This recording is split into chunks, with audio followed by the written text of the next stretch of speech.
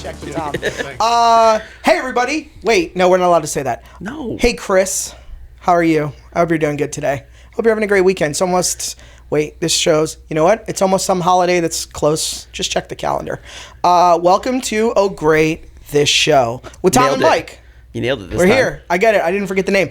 We also have a celebrity among us. Finally a good guest. Our C-list celebrity. Oh, Jesus Christ. Coming out swinging. Hold on. We have Mark Serbu of Serbu Firearms as our guest today. So thank you so much, Mark. I appreciate joining us. Mark and I have been friends for a little while. Not very months, six. Yeah, at least 2 weeks we've known each other. So I'm excited to have Mark on. We got Tom as always. So we're gonna co-hosting.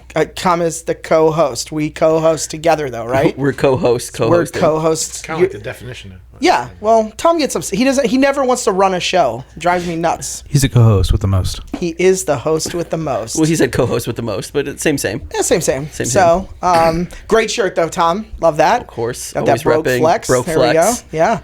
So, Happy Mark, sponsor. thank you so much. Sorry to yell at you. Yeah, sure. Appreciate it. Thank you. So, if you don't know who Mark is, can I do a little intro, a quick, if you don't mind? I don't want to speak for you. Go ahead. The first guy in New York City in 1972 with a confirmed case of AIDS. I think was the... It wasn't 72, it was 82. 82, sorry. Really the dating Band him. Plays On movie, I think, is actually just a documentary of your life, right? So- Actually, I don't even know that movie. Oh, I think it's a movie about AIDS. I could be wrong. Oh. I'm not even sure. No, I do you know would be that wrong about Tom anything Hanks about did a AIDS. movie about AIDS, didn't he? Is it Tom Hanks? The Philadelphia. Philadelphia Experiment? No, that's not right. It's not a kid's movie. Yeah, I don't know. I'm not really up on If the our whole producer AIDS was thing. faster with Google, AIDS is so little- 80s. Tom Hanks movies, AIDS. Tom Hanks All, AIDS. well, It's lucky just for us, called all, Philadelphia. Just Philadelphia, the city. all just Tom named Hanks after movies I Philadelphia. think there's a AIDS. Philadelphia experiment that has to do with heavy water and nuclear Wasn't that stuff. nuclear? That was nuclear, right? Nuclear. Oh, cool. We're Did just you watching see other nu- videos. The you okay? Oh, yeah.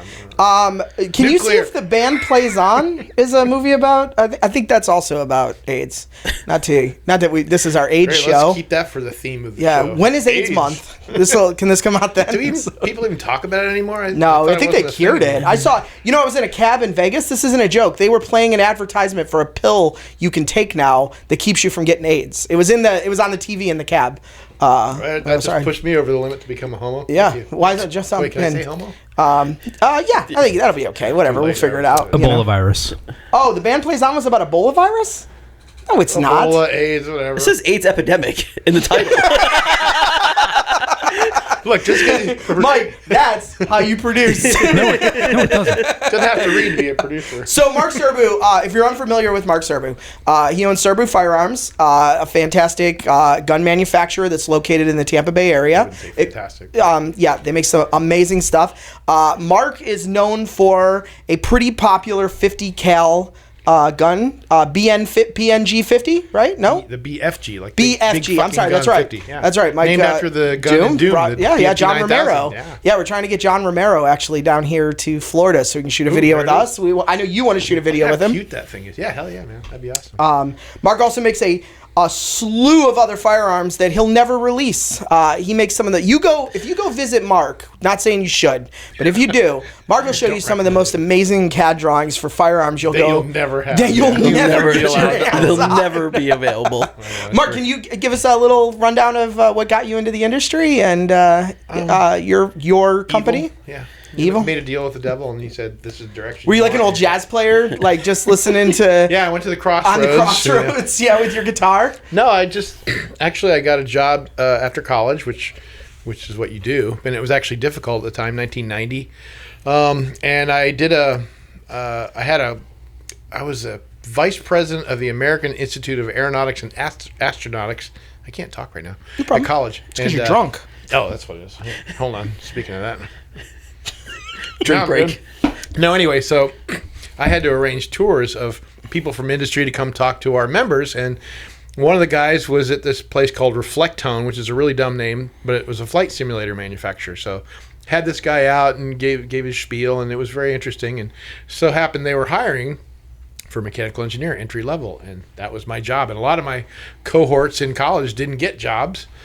because it was not a good time. But I really lucked out. But working there for 9 years, I was pretty bored.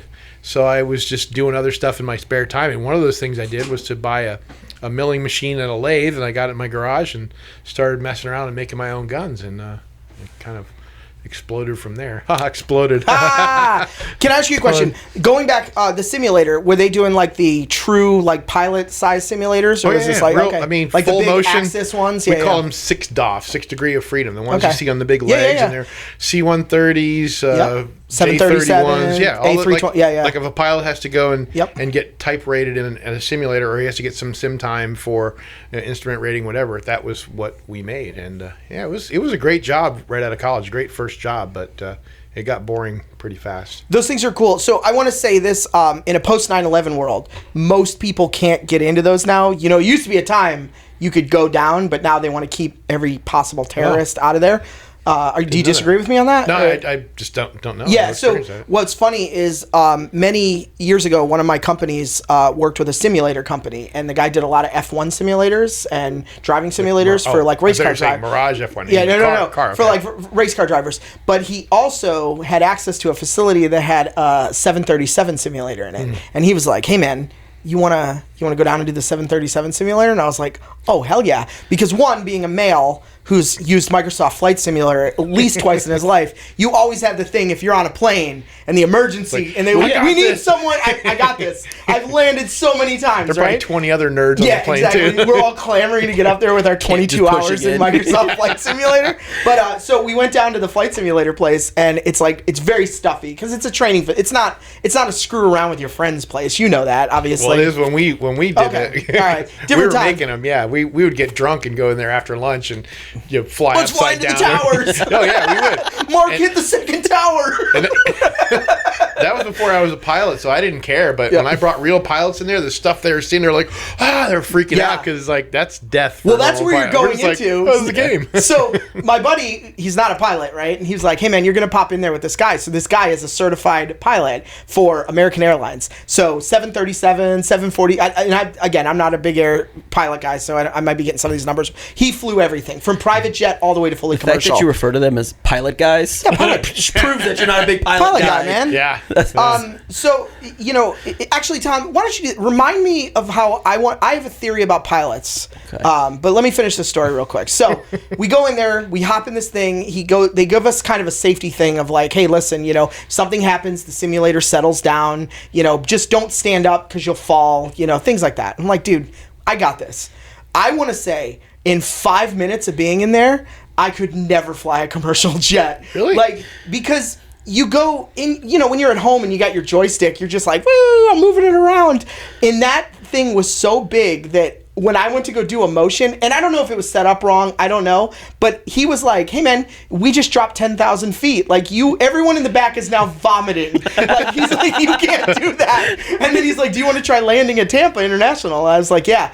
And then it took me 20 times, I couldn't do it. Finally, he autopilot me down and then let me do like the last little bit, and I got it. But it was like everything I was doing was wrong. I hit the right wing on the ground. I hit the left wing on the ground. I took off and smashed the back of the plane right on the runway. Like nice. he was like you said, he was panic in his face every time I would do something. And that wasn't the fact that I had no idea what any of these buttons did. So he was having to reach over and do stuff just so I had the fun parts. So this guy's like serious, and then it's just he was like a you walk legit in and you're pilot. like, I got this. I got this, bro. You can sit down. You can't do anything Just I eat can't beef do. jerky and a Mountain very Dew. quickly. It was like having a brain surgery there, and I was like, I got the patient. Like, what's this button do? Yeah, because I did operation once successfully at the game. But all right, so you did the flight simulator thing. You got a lathe. You bought a CNC machine. Started making guns. Well, Was it I didn't have a always CNC machine? Was it always like? Were you always a fan of guns? Like, what prompted you all of a sudden in your garage? I remember when I was 4 years old. This guy used to molest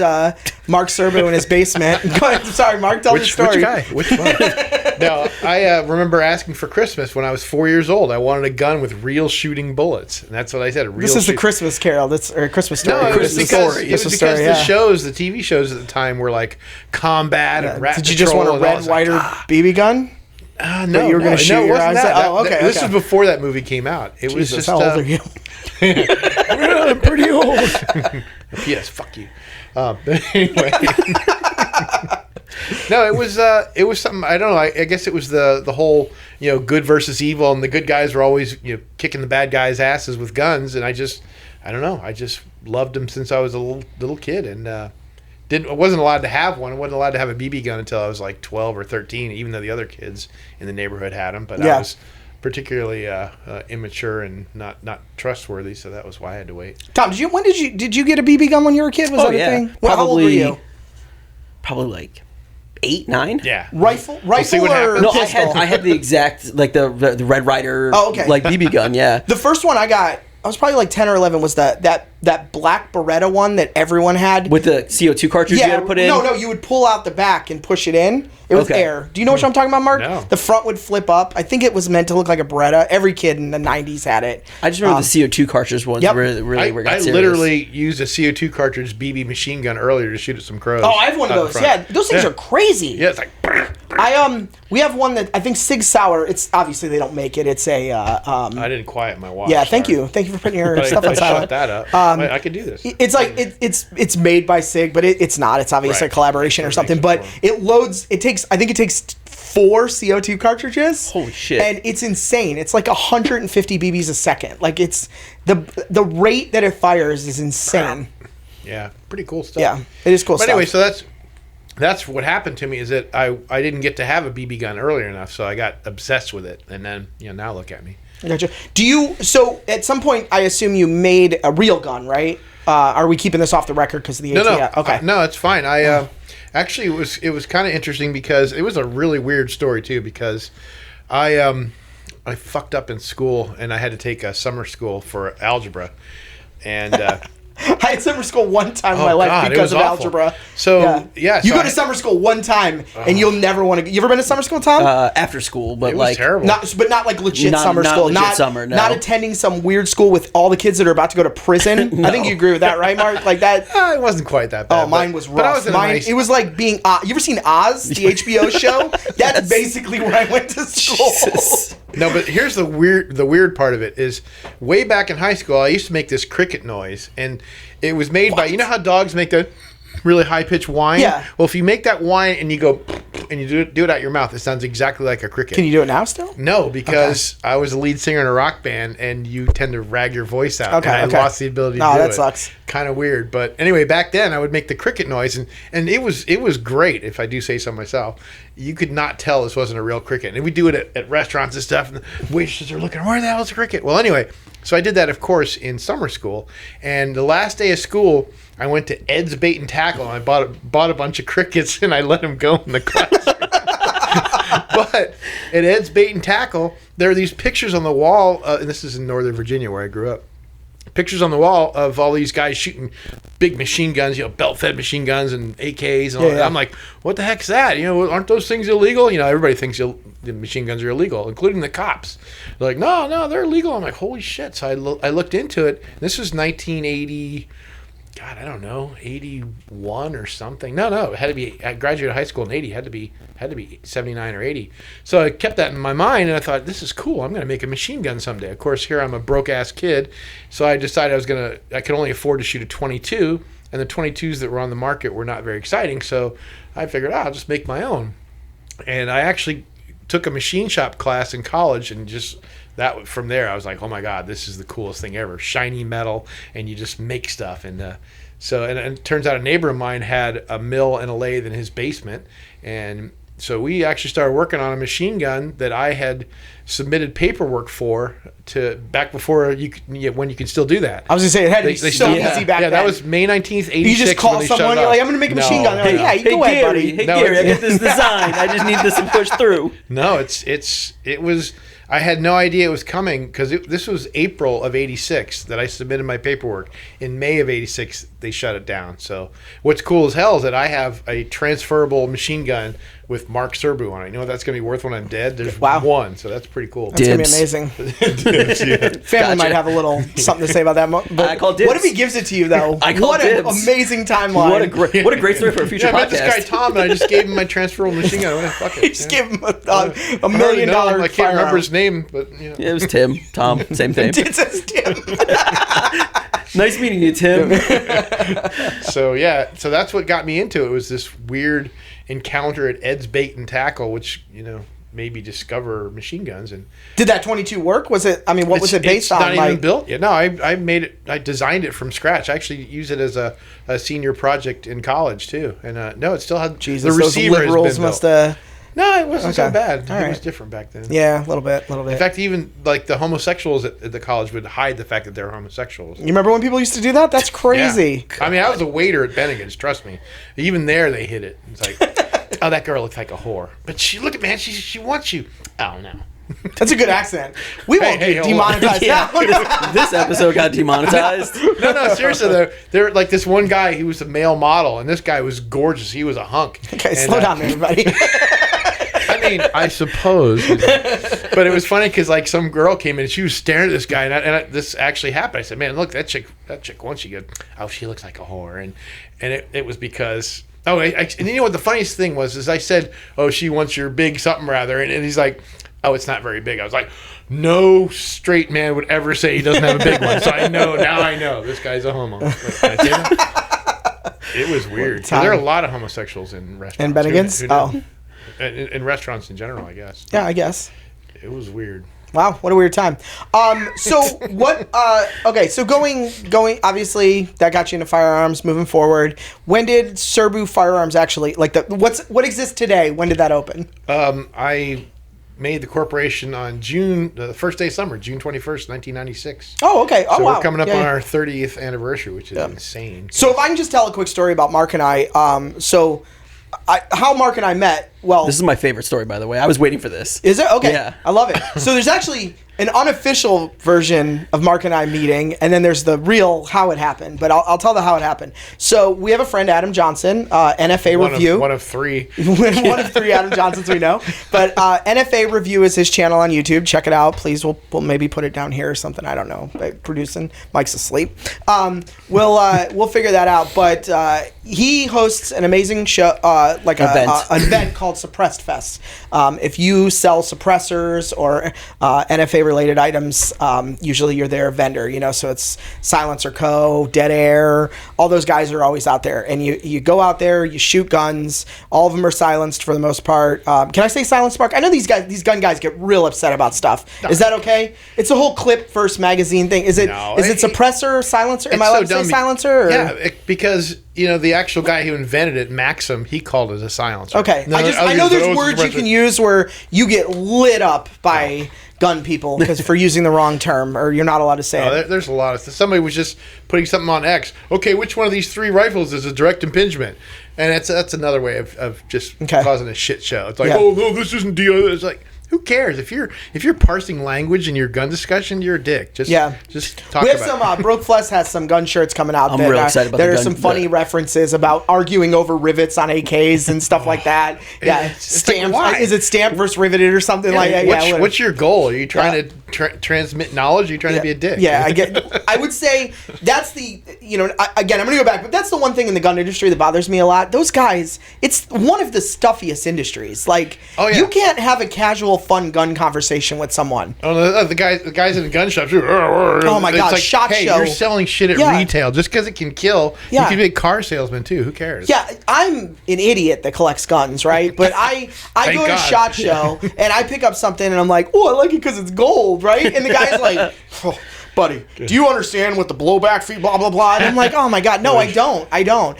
Tom will attest to this. Here's the other thing, because I collect I like a cool firearm. That's a cool thing. So guys, one of mine. What's that? I do. I'm a big collector of Mark Serbu stuff. But you'll go there and someone will try to show you something and be like, oh yeah, I have that. They get almost like you're lying to them. Yeah, no one believes you. I'm like, no, I do. If it's cool, I'm going to grab it. I'm going to buy it. But back to the thing. Adam Johnson, Suppressed Fest. So I try to go every year, support my friend. It's also an amazing event. If you get a chance, if you're in Florida. Yeah, I had a lot of fun the one year. Go down there. Tom's been there. Yeah. It's amazing because unlimited times. You just go shoot all this stuff and everything from shotguns, 22 up to 50 cal, crazy like Lapua sniper rifle things they've got which is insane. All this stuff is everything suppressed. So it's cool you just walk around. But I went there once, and Adam said, hey, let me introduce you to my friend Mark. And I met Mark, and I was like, we were just talking, and I just thought it was like anybody else at the show. And then he was like, this is Mark Serbu. And I was like, wait, do you have that 50 cal? And he was like, yeah, I do. And I was like, oh my God. So we were just shooting back and forth and talking. And and again, I hope I'm not speaking out of turn here when I say this, but Mark and I are kind of just jiving. We're just laughing. We're joking. Mark takes every situation and makes it kind of a joke. So it's a fun, he's the first gun person I've ever met that's not stuffy, right? He's not walking around in a button-up shirt with the top button all the time and like the padding already for going clay shooting in the shirt because it's the only thing the guy can wear, like owns. So we were joking.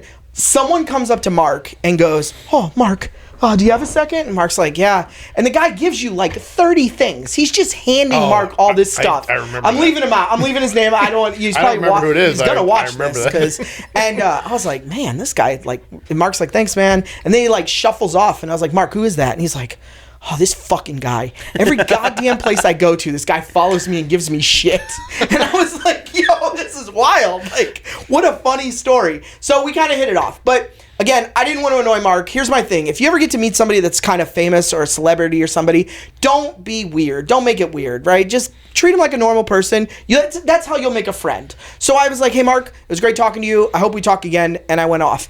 Later on, Adam came up and said, hey, man, can you do me a huge favor? Can you take Mark to the airport? And I was like, yeah, sure. No problem. I was going to get out of here anyways. So Mark proceeded to come with, I think we had my friend John was with us.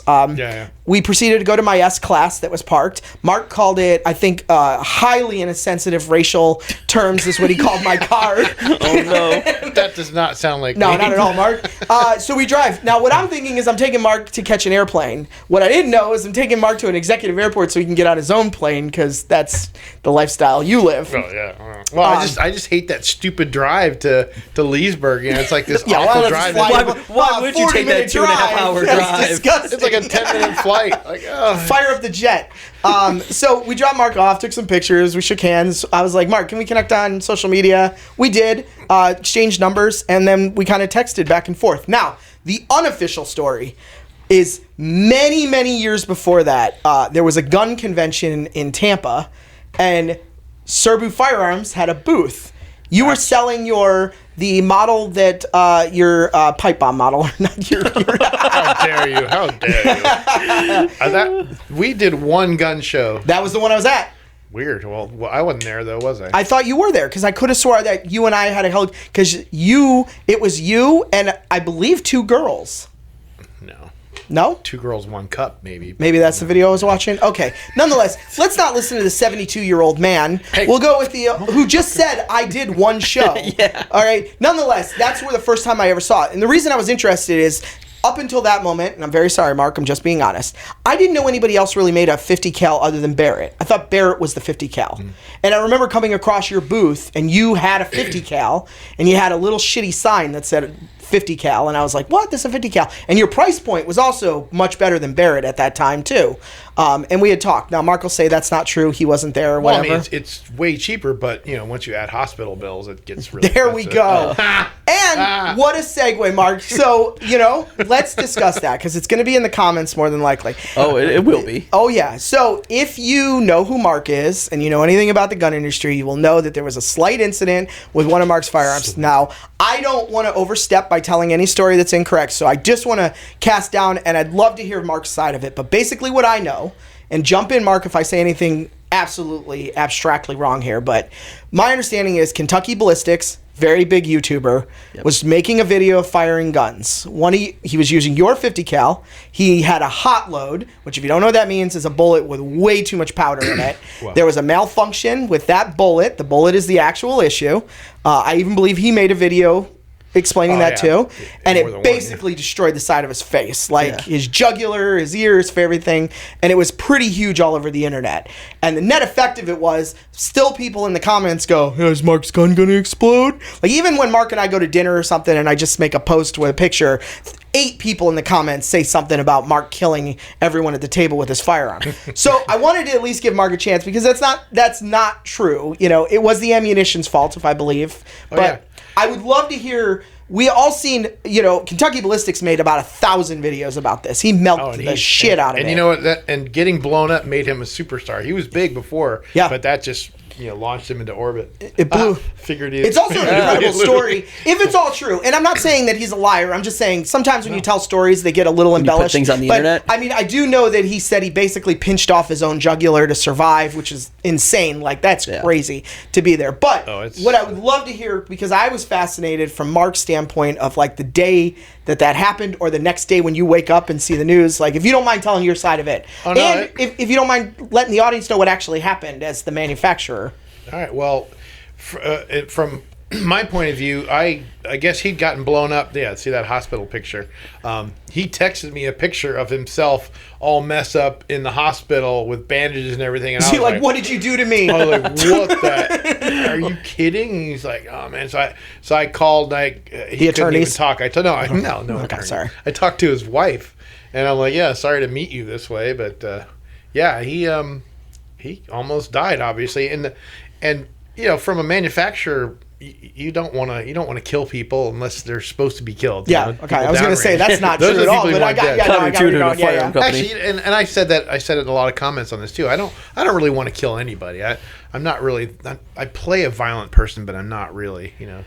Killing people's bad. Yeah. It's bad, okay? There you go. That's the breaking news on our podcast. Mark goes liberal. He goes full woke. No, it's just I like the idea of killing someone. Like, it sounds good, like in a Walter Mitty movie kind of way. But I think I would feel guilty about it forever. Let me ask you real quick, Mark, not to jump in, because I really want to go into this, but about these rich Russians that are going on oil tankers and stuff and shooting Somalis. Would you do that? Like, if you had the opportunity? No. No? Really? I mean, it sounds great, but no. I think I would. To shoot an RPG at a boat coming at you with shooting an AK? I know, but you're going to think, look at these poor dumb bastards with 65 IQs. They got put out there by some warlord, and they're just helpless pawns in this. You'd feel like shit for the rest of your life. I'll take that bet. Why don't you do this, Mark?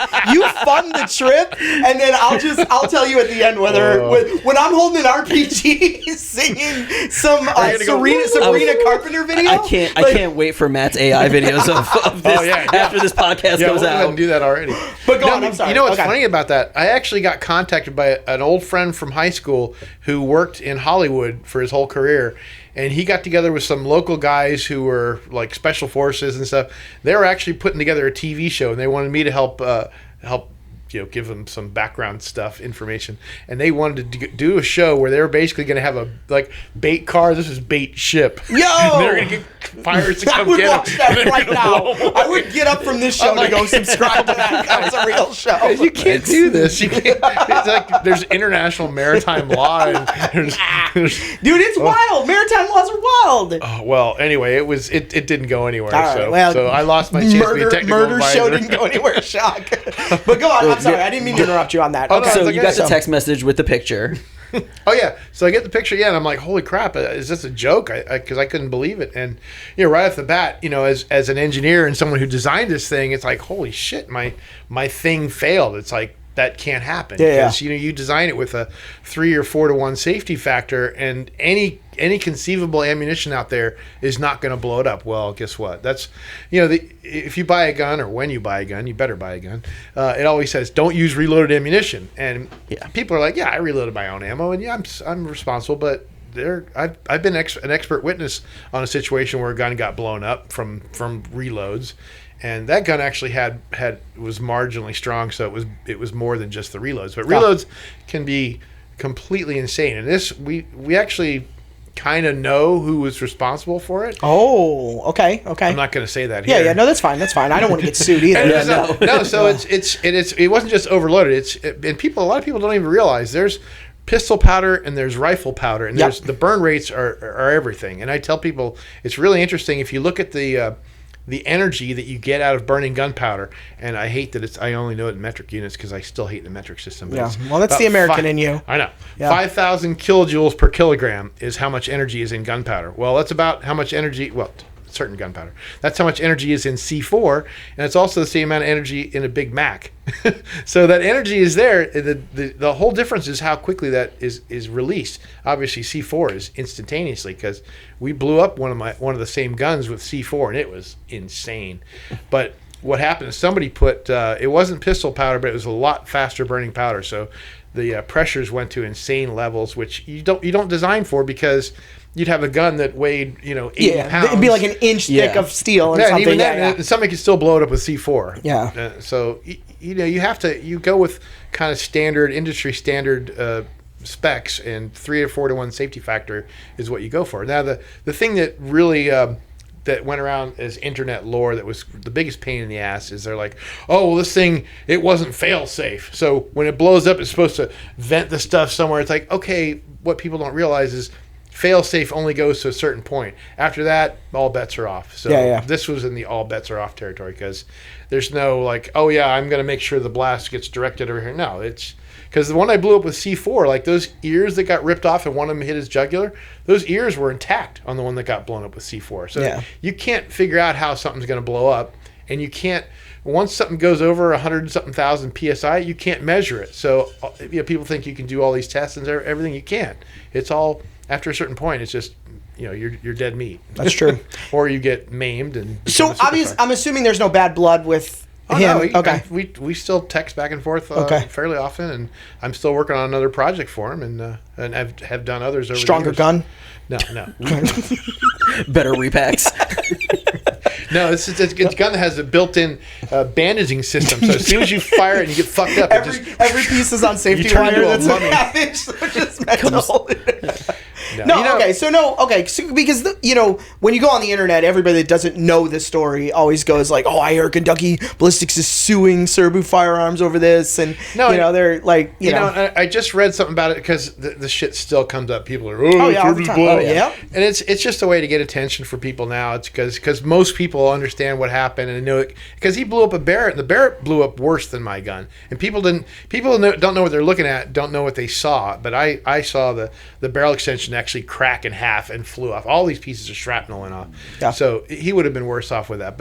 And that's a military gun, so it tells you that even those kind of guns, they're not tested for insane ammo like that. Yeah, for crazy one-offs. Yeah, reloads, like you said, reloads are scary. I'm in a few groups that are like gun failure groups, like where they just post crazy pictures, and I would say three quarters of them are all related to reloaded ammunition, like guys just making custom stuff in their basement, and like it's just, that's the other thing that's scary. You can just go buy the machine to do it, and they're like, the machine tells you what to do, and it's not crazy expensive either. It's a very low barrier to get in. I have screwed up a peanut butter sandwich at home before. There's no way I'm gonna make a bullet. Like, I don't. How much could you be saving? I don't even. Honestly, it's not just about that. It's about making something that's super accurate. If you want, you can weigh out the powder grains just right. All right, so there's more to it than just being a cheap old and for boomer. A lot of people, for a lot of ADD people, it's kind of it's therapeutic. But all right. But one really cool thing that came out of that is, in fact, I just read somebody posted the other day about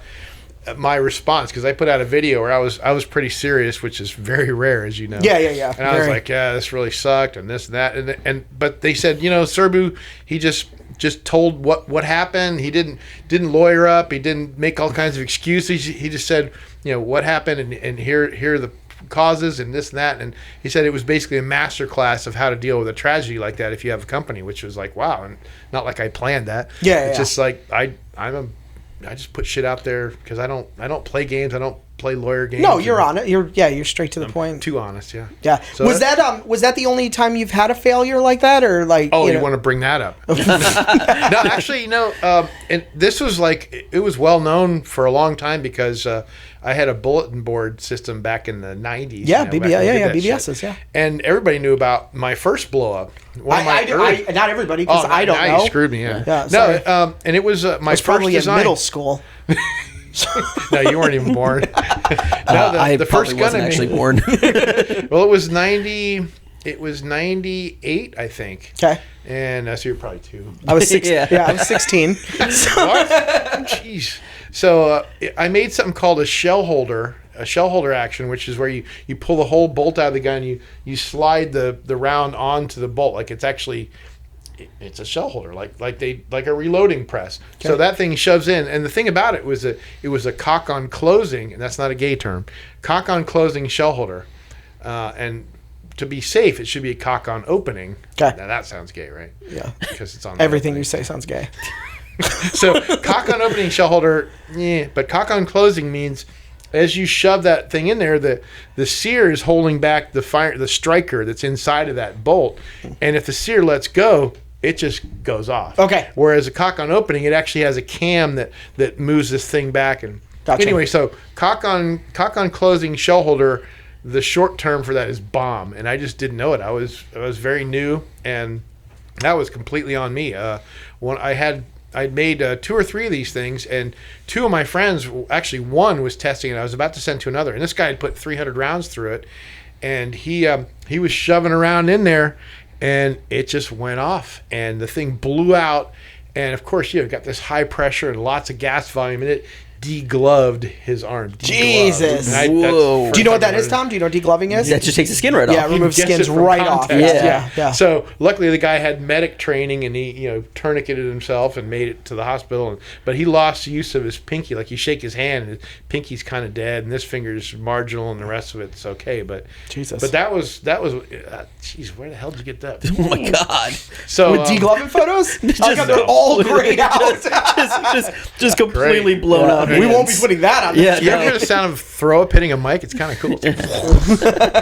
Anyway, so that was a long time ago, and that was my I actually quit trying to do this thing for a bit. Like I just went back to, I was doing part-time stuff while I was working at the flight simulator place, but I went back to full-time. I was like, oh shit, this is this is scary. Yeah, because that was all on me. Like that, I should have been sued for that. If the guy were so inclined, because that was classic. The manufacturer screwed up. It was an unsafe design, and I would have been destroyed and ruined. But he didn't want to do that to me. So that's great. That's great. I had a friend that he shot himself in the foot once because you say he shot himself. Yeah, he shot himself in the foot. Shot himself in the foot. Because and I don't know the type of gun, but if you chamber a gun, right, you release it and it's ready to fire. Whatever gun he had, the minute he released it, like instead of slowly releasing it, he just let it go. It fired. Because whatever the gun was, it was a malfunction. He told me it was by design. It was some old gun that's not what you're supposed to do. And he had it pointed to his foot. And when he released it, it just shot right into his foot. Oh. And he had no idea that is what happens. So that's why you don't point guns at stuff you don't want to shoot. It's true. They do say that gun safety is important. Yeah. Well, so that event definitely... It shaped me into someone who made sure that everything was super safe from there on out, which is why once this other one blew up, 20 years later, it's like, holy crap, Yeah. But it, it wasn't my fault. People still want to blame me for it. But I mean, it's easy. People love to get mad on the internet no matter what. And they want attention. It's unbelievable. Yeah. And the problem is you get one guy who he's the expert and he's going to say you're wrong, and then some idiot thinks that guy because he says he's an expert in his comment, then the next guy listens to him, and then before you know it, you're an evil guy that builds bombs. So, but I would say just real quick, because I hate missing a plug, SerbuFirearms.com, SERBU. Firearms.com, right there. That's right. Pop in there. You can order some amazing guns. What can we order now? Can we order anything? I know we can order the BFG-50. The 50A, the semi-auto. That's semi-auto. The price is going up on that thing too. Oh my God, tariffs are killing us, even though it's made right here in Florida. It's $7,700, but it's been the same price for a long time. In fact, my son, who's very frugal, he's like, Dad, this thing. You look at the consumer price index, whatever all that crap is. He says this thing should be $9,000 by now, based on what we were selling it for 15 years ago. I was like, ooh, well, it's not going to be 9, but it's going to be over So order 8. it now. Get SerbuFirearms.com. Get it ordered now. Tax-free till the end of the year. Oh my God, I know. Anything? Can we order the shock? I know you got a few firearms, but some of your stuff's a little hard to get. The Super Shorty is coming back, but in fact, we've got a waiting list already, and as you can see on the website, it's not shown on there, but it will. And there are already a couple hundred people on the waiting list, but I can't even get to the fantastic website. It looks like it was professionally done. Oh, my daughter's in charge of that, and I told her it sucks. I hate it. I know. Yeah, if only you had a friend. If only you knew somebody that could do. had a friend that could do a website. I will talk to you after the show. $0. I'm always bitching about that because this is terrible. Even those pictures, like I took some of those pictures recently, but the RN, that's like. That shit's old. Have you been to Barrett's website? No, I'm just kidding, Mark. I'm just... The BFG-50A though was like how I discovered Serbu, and it was through a different YouTube channel that's no longer around anymore. Demolition Ranch. Okay. Well, that's how Valerie met her husband. My daughter 50 cal Val. One of the nerds watching, no offense, watching Matt. No, but seriously, I'll accept it. her future husband was watching that when he gave her a shout out. He goes, yeah, this gun was actually built by a girl. It was built by 50 cal Val. There's 50 cal Val. And so my nerd now son-in-law saw her and was like, oh, me want girl. And they started communicating through social media. And it was pretty cool to think that, this... Just from some her horny guy on the internet found your daughter. Really great story. And the best part, not the best, but he's from South Africa. So I got to tell everybody, yeah, my daughter's dating an African American. Like, there's my guy. There's my guy, Mark. I even said it in the wedding speech. It was great. I believe it. If you hang out with Mark enough, you certainly believe that story. Oh yeah, and he was in Arizona at the time, and he was going to come meet her, of course, and so I had to talk to him on the phone first. And I'm like, I talked to him and said, oh, yeah, blah, blah. Oh, there's her most popular video with her in the bikini shooting the MP5. She hates that. All right. His mom is so polite. She works at your place, right? Yeah. What's her name? I forget. Mandy. You always do the impression. Mandy. Yeah. There it is. Yeah, but she's listen, so nice. So talking to him on the phone, I just had normal discussion, just this, that, and the other thing. But I said, okay, listen, just so you know, if anything happens to my daughter, you and everyone you care about will die miserable deaths. And he goes, I expected nothing less. But it turned out to be a really good guy, and it's funny because he doesn't even have a college education, just graduated high school, but he works in computer security, makes huge bucks. They made the most awesome kid, my little grandson Theo. He's awesome, smart, hilarious, and that's awesome. It worked out great. Yeah, and of course, she doesn't do videos anymore. Like the thing that got you into your position. Yeah, I know we've talked about that. Where you're mad because she was like on the trajectory. And she could be world famous right now, and she could help all the other. Can I say the C word? No. You could. Yeah. Kidding, no. She could be with the rest of the gun bunnies. I was thinking gun bunnies. Think how many women you could inspire, because it's not a woman field at all. Yeah. And she just tackled it because I made her. I made her tackle it, and I literally made her. Also, girls that are into guns on YouTube get insane numbers. Like, I know. It's crazy. I know, but it's also because, and I'm sorry, I apologize to our lady audience here, girls are living their life on easy mode. And I say this because we went out to Nevada to Staccato Ranch to do a huge event out there, right? We went out there with a couple of gun influencers. I was standing in line waiting to shoot some suppressed AKs. And the guy in front of me is shooting, right? And he's, the target is the size of a quarter, right? And then you got your paper target. He's missing by an inch or two. People are heckling the crap out of him, right? They're like, yo, buddy, what do you need to dial that sight in? Like, he's shooting iron sights. Like, they're just heckling him, right? A girl, giant breasts, blonde hair, walks up. Mark, does she hit the target? No. What does she hit? She clips the top of the berm that's behind it. Like, that round went out somewhere. It's somewhere, it probably killed some guy just hiking, right? And everyone was like, you did great. You did awesome. That's so good. Of course. And I'm like, that was terrible. If I did that, they would have cuffed me and drugged me out of this place. Cuffed you and stuffed you. But it's like, the few girls that are on YouTube that are doing gun thing, because gun channels are very hard. They are very hard. Oh God, it's awful. Their numbers are just insane. Like, and the thing is, she's if I do say so myself, she's reasonable looking. She's not an ugly hag. All right. So she's good looking. She's smart. She's funny. And she's the real deal. It's not just like, oh, I'm going to go shoot guns. Hee hee. No, she literally works at a gun company. Yeah. And has the last name of a gun company. She could have been huge, but she just. I mean, she got a family now. She did it. I know, but she just she doesn't like it. You wanted that money, that attention. She doesn't want the. Because the thing is, like, you can be rich. Like, a lot of people are rich, but you can't buy fame. It's true. So to be famous.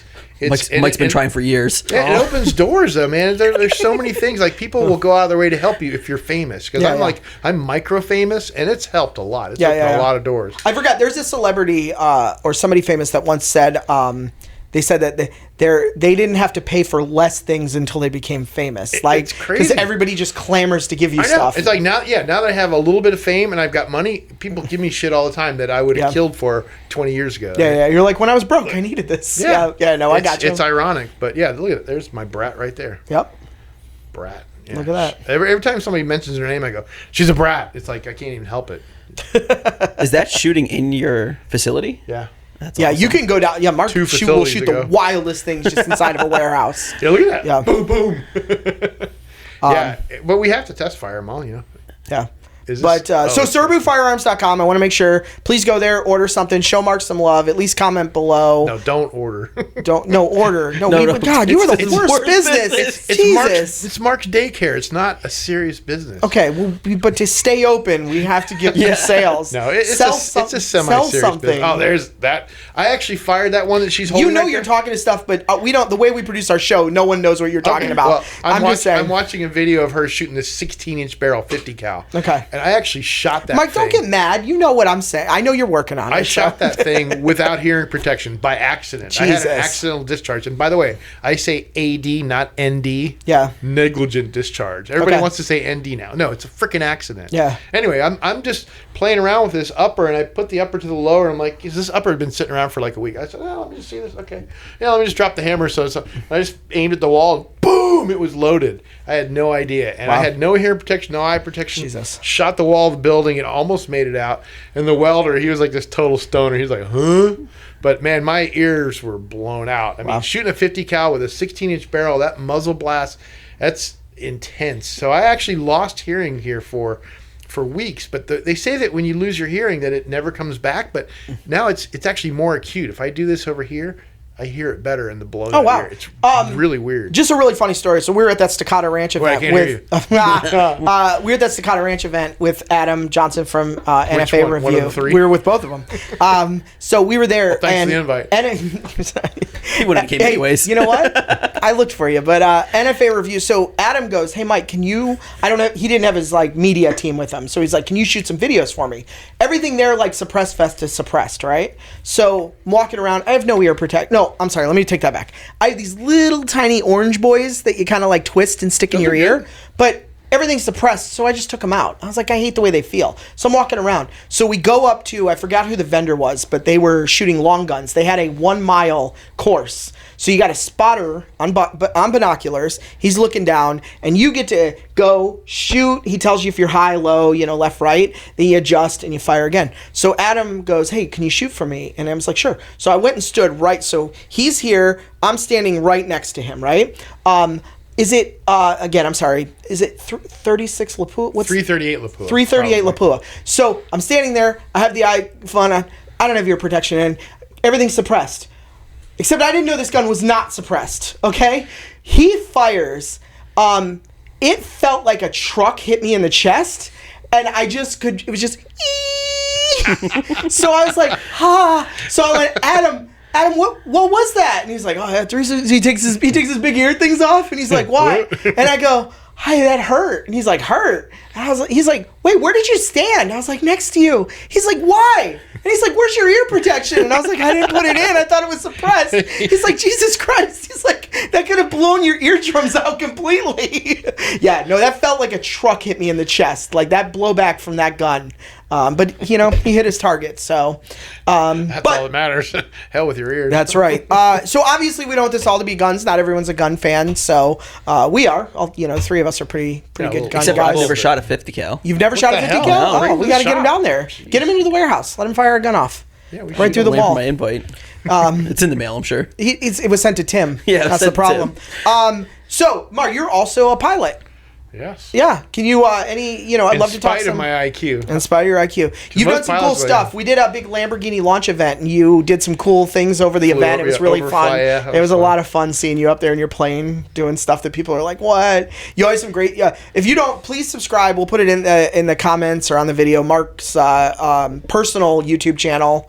Or are you just doing everything under Serbu? It's the channel's called Mark Serbu. Okay, yeah. I have a little bit of airplane stuff, but mostly gun stuff. Gotcha. Except I don't make too many videos lately because I've been so stupid busy. Yeah, but it is funny seeing some of your videos because you're just up in the air shooting a video and you're like, look, everybody, look where I'm at. And your commentary is very anti-pilot because those guys, I said gun guys are, oh man, pilot guys, because I watch a lot of aviation videos. Those guys are so blowhard. Like they just cannot enjoy themselves at all. Yeah, I don't know. It's fun. I mean, we my buddies and I, we fly to breakfast every Saturday. That's morning my favorite thing, though, is that he's just like, oh, we just fly for breakfast It's the every most boring Saturday. thing. Yeah, Yeah, I mean, otherwise, if you're not a professional pilot, you're sober, and B, you don't really have a reason to fly. So we make reasons to fly because it's one of those things where it's a perishable skill. You better be up there doing it all the time. Yeah. So there's my channel. Look, all this. There's me going 114 miles an hour with one hand on my motorcycle. Boom. I don't know. Mark, we're talking about pilots. Oh yeah, pilots. Any what got you into the aviation side of things? Well, like, did you just all boys want to fly of course, planes, of course, right? yeah. So yeah, I got divorced. You're like I wasn't poor anymore. Yeah, I was allowed to live and live my life, do what I wanted to do. So yeah, I just started taking flying lessons, and it's great. It's funny because it's one of those things like the engineer and the picky person in me appreciates it, but the spaz in me has a really hard time with it because it's it's a lot of rules, and I'm not a rule follower. Yeah. So that's the hard part, and I did get in big trouble for shooting a machine gun out of an Oh my airplane. God! Please tell this story. Oh my God! Please tell this story. Yeah, that was it was 2016, I think, and we were doing some really cool stuff. We had been contacted by a production company that does Pawn Stars. Okay. So a real serious Hollywood production company. The History Channel sent them out to make a gun show. Because they'd had Red Jacket Firearms. I was going to say, there was like a bunch of shows on back then. There were two of them. And they both that went one guy that like diddled his daughter or something? Yeah, he's life in prison. Yeah. Do you know about that? I do. Oh, yeah. Wow, yeah. So anyway, they contacted us. They sent this crew out. It was so cool because it was a real experience working with an actual producer. These guys, tell you what to do. They make everything look amazing. It was just really neat. But they said, hey, you guys go out and do some stuff, do some stunts, get some exposure, get some notoriety. So I'm like, what can we do? Oh, let's shoot a machine gun out of it and let's make a video about it on YouTube. And yeah, I kind of overshot on that one because. So in your plane that you have now, you went up. Oh no! This is I was in a flying club and we had a Cessna we could have taken up, but it was broken, so I rented one. Okay. And so my daughter and this guy Dan, Do It With Dan, YouTuber, the three of us went up, and it was on his channel, the video, because he had like 1 million subs at the time. So we went up and shot out over the Gulf, and he did a beautiful video. The music was great, the scenery. The guy's really good at what he does. There, Do It With Dan, and it looked fantastic. But of course, the video instantly got to the people who had the plane that we rented.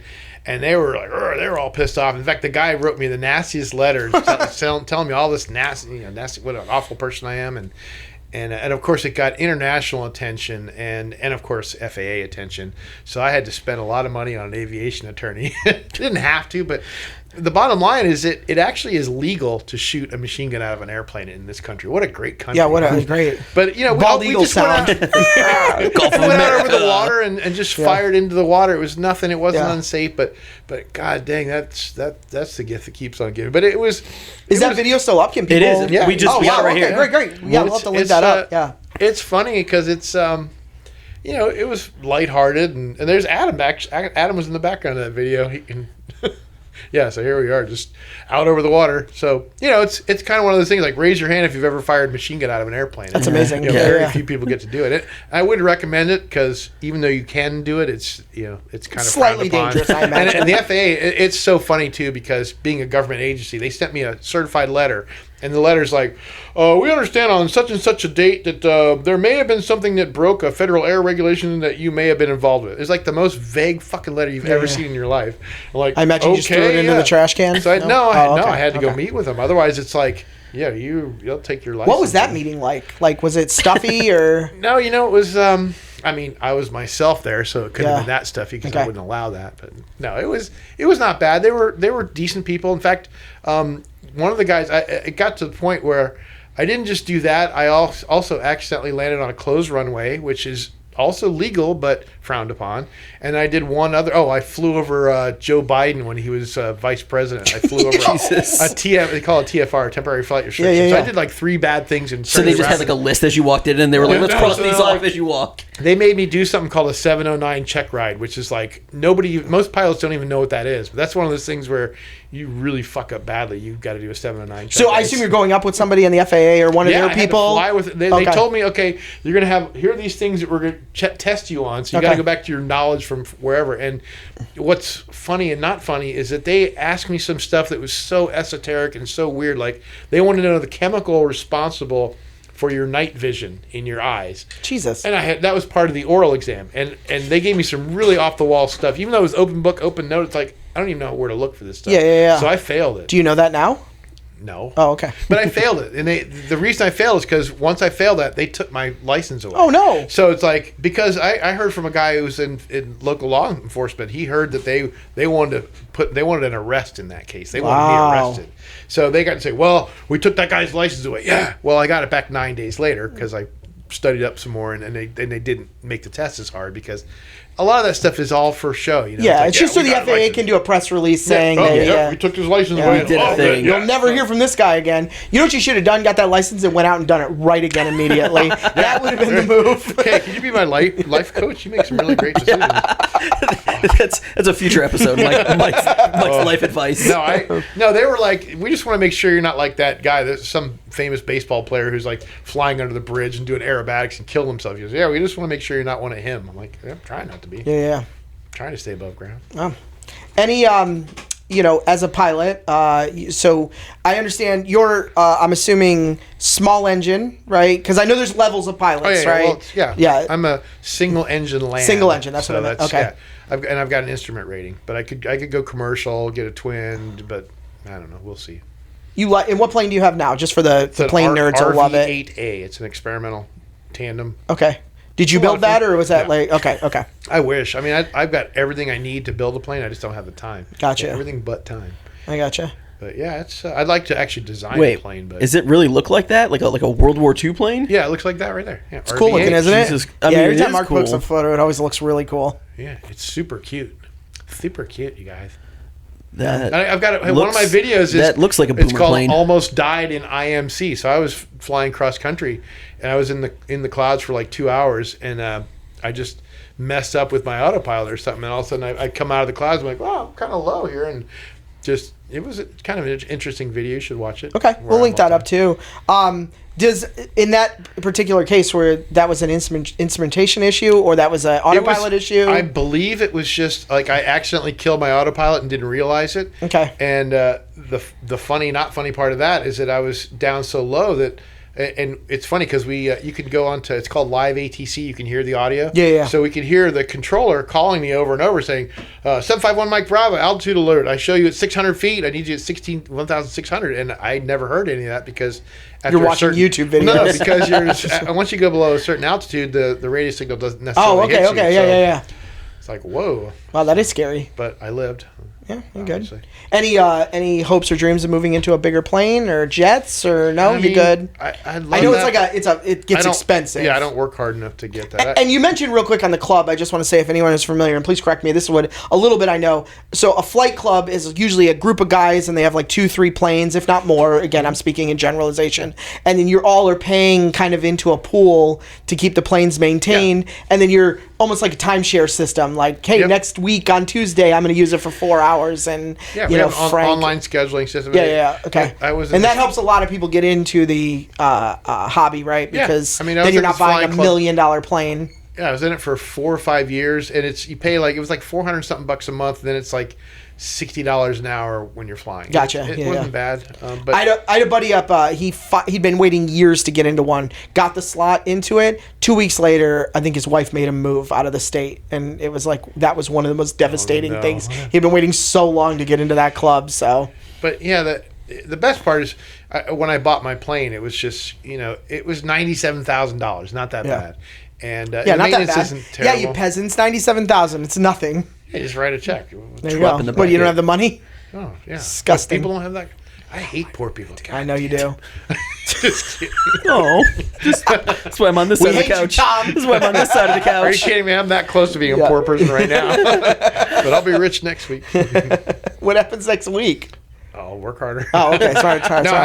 It's kind of crappy right now because. Oh no, you don't have to tell us. Go on. The semi-autos, getting the semi-autos out. It's like I tell people we haven't produced them in quantity in 5 years, so getting them going again, it's like starting a mothballed cruise ship. There's just so many parts, and we've run out of things, and getting other things made, they're not making them right. It's just very painful. So instead of getting 50 of them out a week, we never gotten 50 a week, but we've done 80 a month, but now we're trickling out like 5 a month. And we'll get up to 20, 30, 40, but God, it's a tough process. No, it's very funny. I was recently at dinner with several of my kind of entrepreneur friends who have, all of us on paper, it all looks like those guys are killing it. And we were actually, all of us were talking about liquidity now sucks. Like, because you don't want to take anything out of investments because the market's, not doing great. So now you're just doing losses. Crypto's down. So if you're one of those guys, but it's like all of our businesses combined, it's like, man, this is a rough year. It has not been great to just, one of my buddies is like, I've sold 3 cars just to, so I can jam some cash into an account and feel a little better. Wow. And so it's a tough time, thanks for the invite. You're welcome. I said business owners. This show is sponsored by EV Inspectors. I think you meant successful. One of my a real funny story with Mark is so for my birthday, I should say, let me step back. Being a friend of Mark, I always think you should always support your friends. Don't ask for free crap. Don't do anything. So I went online and I ordered a gun just like a normal pleb would. And I put my order in, and it's a fantastic system. You place your order online, you fill some questions out, you enter a credit card. It could be better, though. It could be better. It could be a little better. But nonetheless, it's very easy. Got an email. Matter of fact, I think your daughter actually reached out to me because tax or something didn't get done correctly on my order, and she wanted to get that corrected. No problem. And then I texted Mark and I was like, hey, Mark, my birthday's coming up. This was last year, I think, or maybe even been 2 years now. But I was like, hey, Mark, my birthday's coming up. Do you think I can get my gun? Because it only takes about 5 years to get a firearm from now. that's a joke. That's a joke. But I was like, do you think I can get my gun? And he was like, yeah. He's like, you ordered a gun? And I was like, yeah. And he's like, okay. He's like, just come by the shop. So your website's very clear to say, don't come to our shop to get a gun, right? So I remember in general, yeah. I came to pick it up, and I remember Mark was like, hey, you bought this online and you paid full price? And I was like, yes. He's like, idiot. I would have given you a discount. Jesus Christ. But it was cool because you did an awesome gun. I think you signed some stuff for me. You even signed the gun for me. I never do that. Yeah, I know. Actually, I get requests for it all the time. But yeah, well, I got the one. Tom's going to get the one that says the machine gun, but I got the one that's signed in a Sharpie. So, which blends in really well with the fact that the gun's black. So yeah. Well, I've got a judge friend who got his friend bought him one, and the serial number is Cock 01. That's hysterical. And I engraved this happy penis underneath the muzzle brake too. So.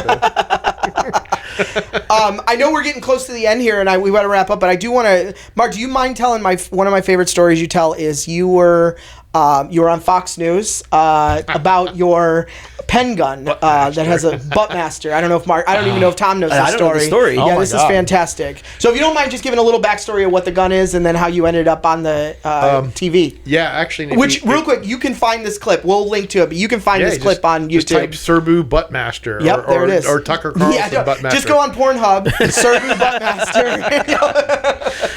No, I made this thing. One of my gun buddies, we're on some kind of email group years and years ago. Everything he made was the something master, the sound master, the whatever master. So I call it the butt master just to make fun of him.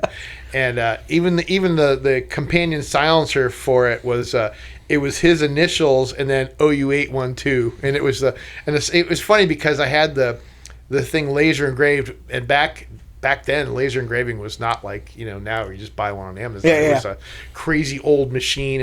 And what's funny is the guy who engraved it for me engraved Buttmaster, and also the silencer where it says for rectal use only. And the guy was like a serious born again Christian, so he's doing this and he's like, he was not into that. But good guy. So anyway, here it is 23 years later, and Canada, for some reason, they ban a whole bunch of guns, and somehow the Buttmaster made it on their ban list. I'm like, how the hell does Canada even know? This is an NFA firearm, which means it's. And you weren't producing these like mass. No, I made one. I made one, and it never left my possession. And it's registered as an AOW and any other weapon per the National Firearms Act of 1934. So the fact that they even knew about it, let alone are trying to ban it, was like really, really strange. But anyway, so a lot of the conservative news outlets were crapping all over Canada for trying to ban all their stupid guns because it never does any good.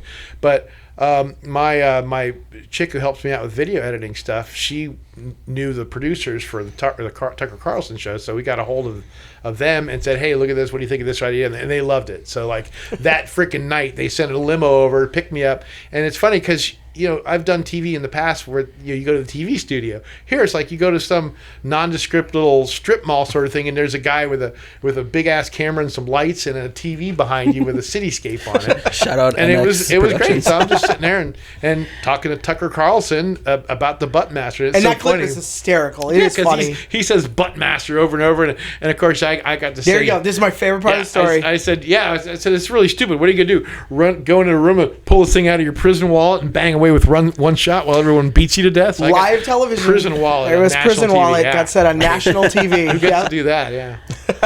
Yeah, that was fun. No, that's great. That's great. And I had friends who were like, "Oh my god, I was watching TV. I heard your voice. I couldn't believe it." And they went and watch it.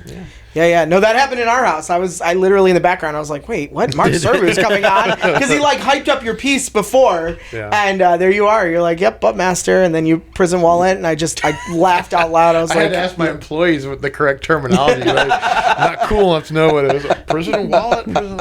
Yeah, no, that's great. Tom, any questions? Anything? You've been pretty quiet. I mean, I think I contributed to my questions a little bit. You had all the stories. He heckled a little bit. He did.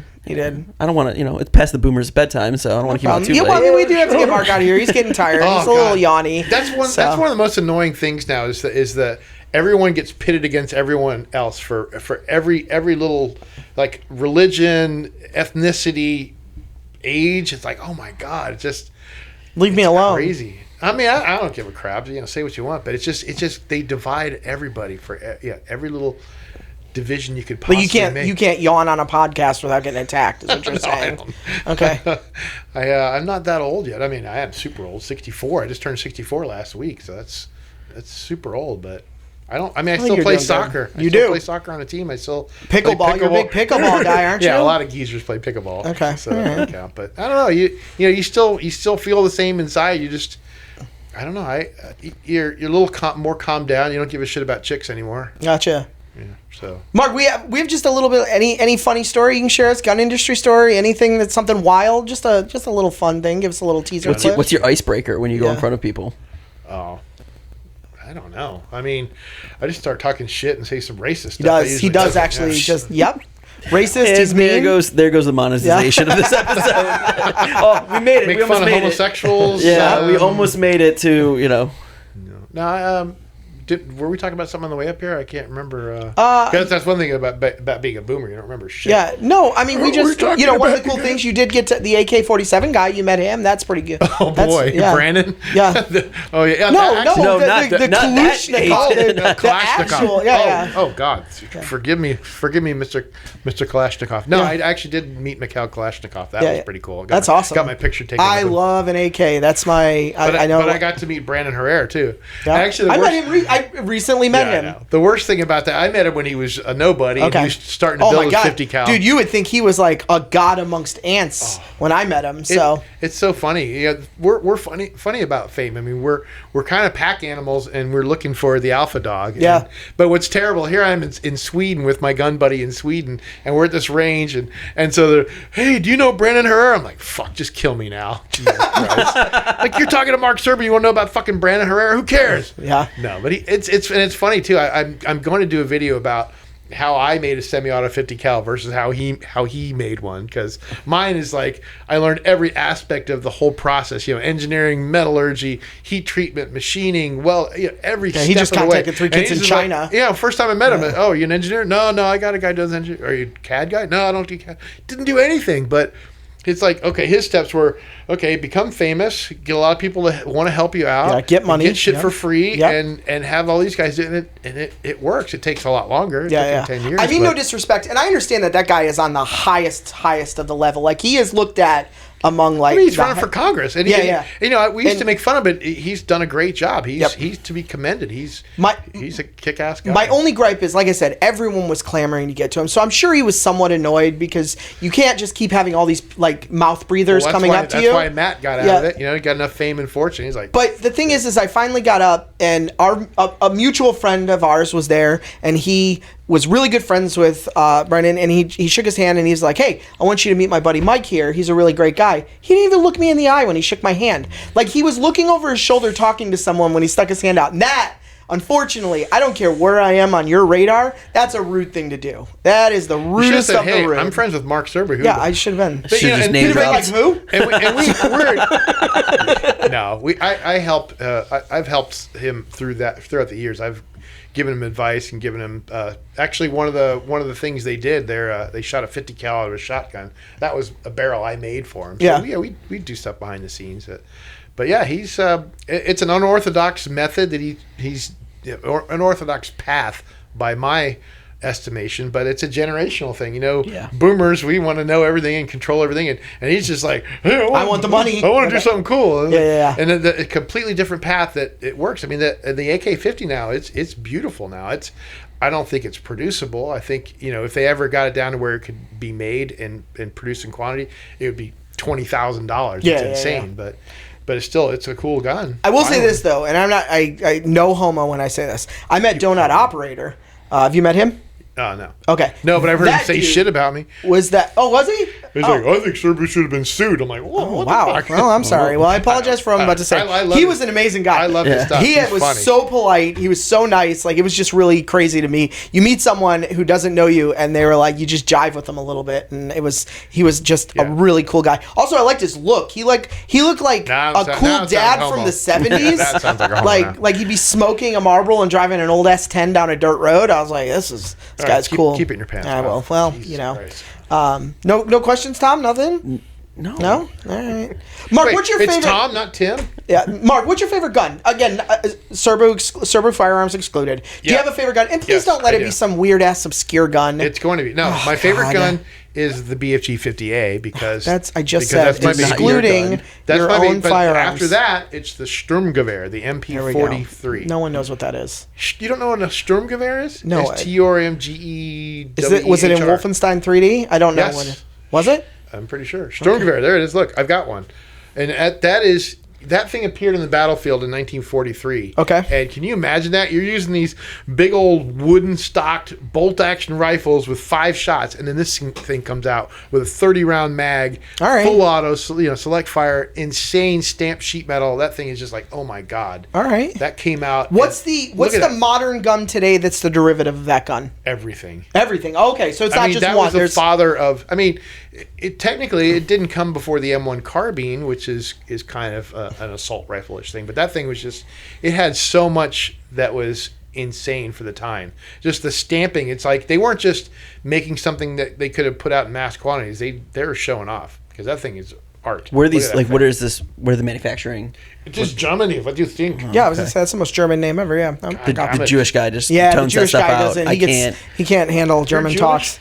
He is. Your nails. No, we got Tom on because it's the only way we can get a lot of ratings with the media. Anti-Semitic though. I got a whole bunch of anti-Semitic stuff. No, you do. No, I got Jewish jokes.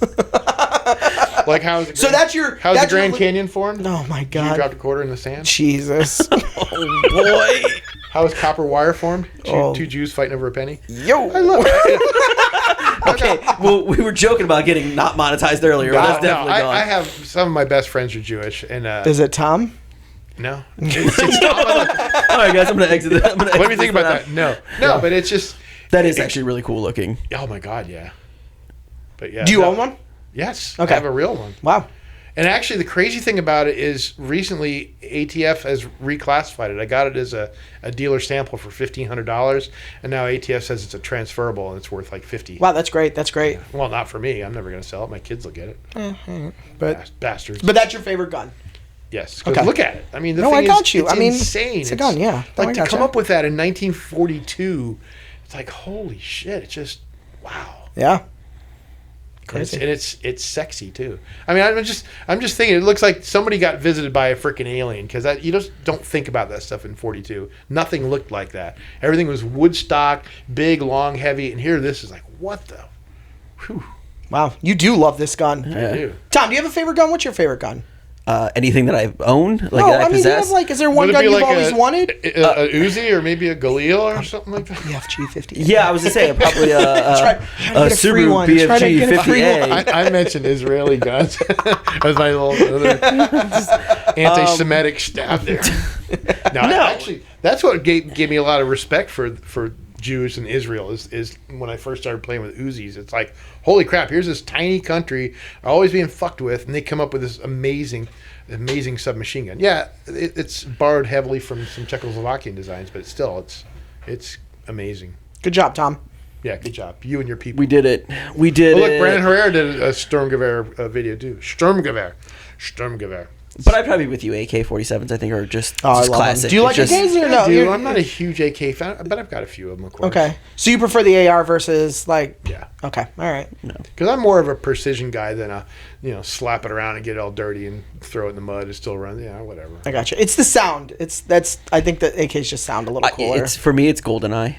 Oh, wow. The video game back in the day. Mark has no idea what that is. No, she's like, oh no, I'm talking about the movie. Yeah, where I'm she's talking about the blowing video people game. away and she's like getting off, like murdering people. Like, yeah, I want to meet that chick. What a way to end. What a way to end the podcast. Mark, is there anything else you want to add? Anything, I questions mean, I for could us? talk all night. No, I know. We only have 1 hour. Though. Yeah, Can we bring you on again sometime? Like if the people like it? Yeah. Okay. Yeah, comment below if you I'm want Mark getting back on paid. a Yeah, future if you want one. Mark back, comment below. I'm getting paid next time. I mean, I think all the free advertising Mark, we we're did not probably. even getting paid. Yeah. We're not even getting paid. Good. Anything you want to add? Any questions? Anything? You good? Yeah, it was Serbu fun. Firearms. Good hanging out here. Not Talking Subaru. to you. It's Serbu. Subaru. Yeah, this is the Subaru guy, the bug eye ones. Yeah. That's the gayest thing ever. I mean, that's cool, man, that you like this. Thank you, Mark. I found Tom, him any one. questions? I found him Nope, one in I a want- parking lot. He did. bought Mark it. did find that's the blue one that I had blue- for a hot minute. Yeah, the automatic. He was like, "Come find this car. It's been sitting in this lot for 3 And years." the guy, oh, I'm gonna work on nothing. And then finally, Those like crackheads minutes showed later, up. he's like, Yeah. okay, how much you want? Yeah. Real long story short, real quick. Mark found me a Subaru had been sitting in a lot, abandoned for years. I tracked the guy down. He comes out. He tells me he wants like $10,000 for it. Hasn't ran in 5 years. I go, sitting. absolutely not. And he's like, would you do 5? And I was like, no. I basically get it for like $1,000 because him and his crackhead, meth head girlfriend just wanted money that night. Yeah. I tow it back. It was such a piece of crap. I wish was I the had blue one never that was all bought rusty. it. Yeah, So it was all my fault, damn and it. I had to take. It took me so much money to get it up and running.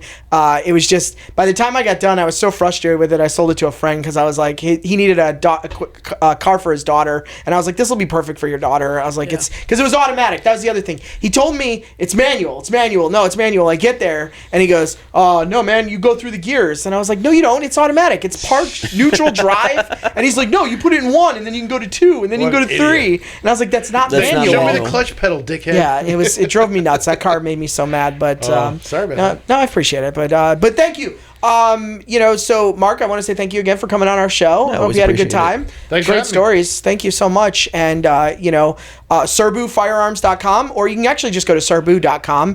Please you find don't Mark want on to- YouTube. His channel's amazing. Got some awesome aviation and gun stuff. You go into a lot of informational things that are really cool. A lot of- like deep dives Yeah, into CAD like and too deep and- for a lot of people. Yeah, which you is make why it's not super you popular. 3D. Some of your 3D printing stuff is crazy too. Like you mock up stuff that's really really cool to see. That's what I got to use that South Park graphic for. There you go. Yep, that's Randy Moss coming on everything. Or Randy Marsh coming on everything. No, So. he got slimed by a ghost. That's what his That's it. excuse Yep, was. it's not semen. That's what it is. Yep, It but wasn't jizz all over it. It was but yeah. gross. So Tom, anything? You good? I'm good. All right, great show. So thank you very much. Like, subscribe, comment, share, do whatever. Follow us on all Yeah, find us socials. on everything. Rate Find our it. call-in number. Leave a voicemail, text, or find the day that we're going to shoot live and come on. But thank you so much again, Mark, and thank you Yeah, for thanks, watching. Mark. Oh, great this show.